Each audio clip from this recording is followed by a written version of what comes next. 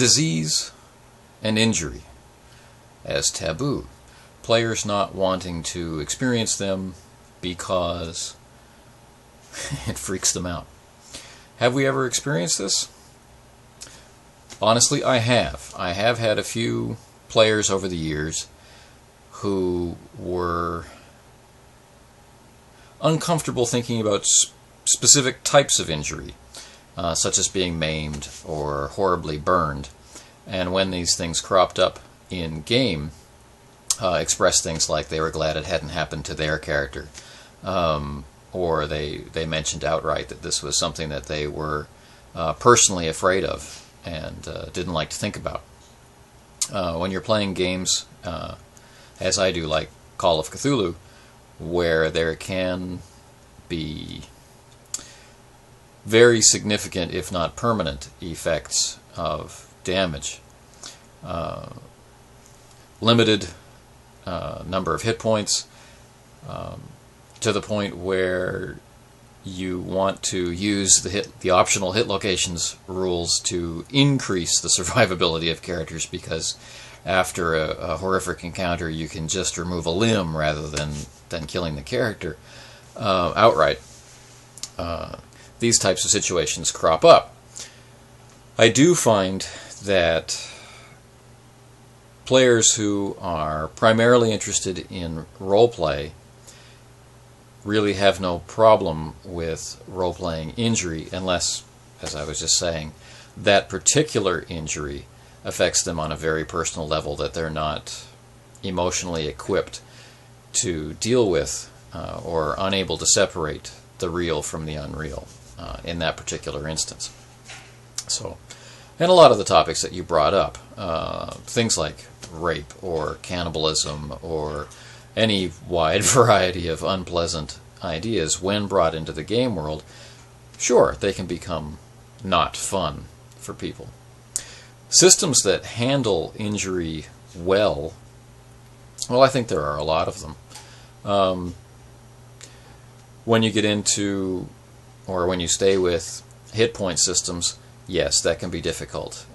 If the group doesn't trust the game master to describe injury in a way that doesn't violate their perception of the rules, or unduly inconvenience them or disadvantage them, yeah, that can be a problem.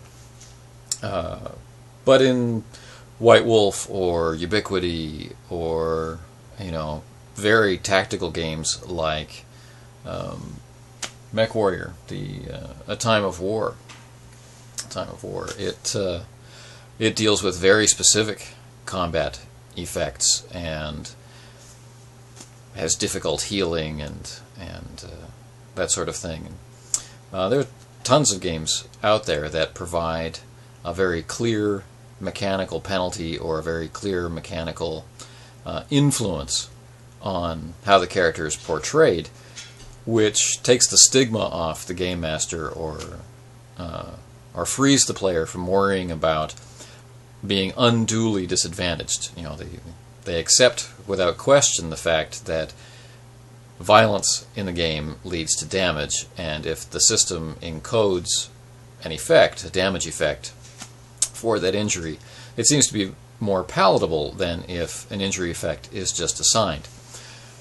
What I really like to see is when a player will pick up on a cue from injury and incorporate it into their character without being required. And a great example I have of this was a campaign I ran in college a really long time ago. And we were using Palladium, which is your typical hit point system, and there isn't much in the way of penalty provided to characters who've sustained injury other than the loss of hit points. The character in question was a wizard who had a large collection of insanities, or at least obsessions, to the point where he was afraid of the dark and demanded every night that a huge bonfire was built. And one of the themes of that particular stage of the campaign was that they were being pursued by a very clever and tenacious wolf pack. Just a normal mundane threat, but they were low-level characters, and they knew that eventually these wolves were going to work up the courage to attack them in the night. Someone was going to fall asleep during watch or whatever. And there were these arguments back and forth. Should they have a giant bonfire to scare the wolves away, or should they try and, hide from all the other monsters out there by not having a bonfire? It was one or the other. The fire will keep the wolves away, which is a threat that maybe we can handle, but the fire will also attract the larger threats that there's no way we can handle. So the party's solution to this was to batter the the wizard into unconsciousness night after night. They'd sneak up behind him and pop him in the back of the head for a mostly role-played unconsciousness effect. And this was fun for a while, a few weeks. But the player kept saying, they keep hitting me in the head. I mean, they hit me over the head with wine casks. They smacked me in the back of the head with a shovel, with a cudgel. This is going to result in brain damage. He wasn't asking me if he should portray brain damage.